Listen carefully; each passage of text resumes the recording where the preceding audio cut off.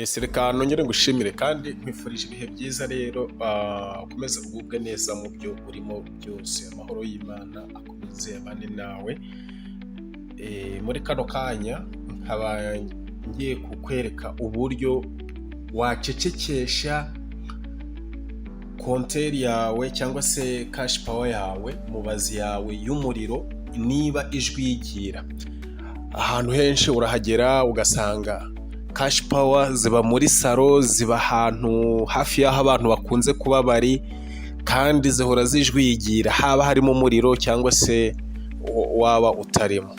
Ugasanga rero zirateza umutekano muke, zirabuza abantu gusinzira, zirabuza abana gusinzira. Izi kandi kariya kantu ukuntu kajwigira, murabizi ko kajwigira nabi. So rero nta kindi ukora, wowe urajya kuri cash power yawe, kubera ko ntazi ubwoko bwayo. Ishobora kuba ari Exing, ishobora kuba ari Sunrise, ishobora kuba ari Ningbo n'izindi. So, ni ibintu bitatu rero, ni imibare itatu ukanda, cyangwa se reka mvuge muri ubu buryo. Urajya kuri konteri yawe cyangwa se cash power yawe, ukande 812, wemeze kuri ka kamenyetso ko kwemeza ka enter, kakandi kaba hasi, birahita bivamo burundu. Nibyanga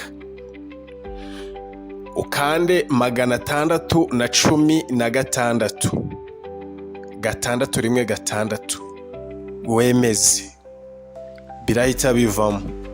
Nibyanga ubwo uwo mubare ntabwo uraba uhwanye n'iyo cash power, urahita ukanda 045, birahita bivamo.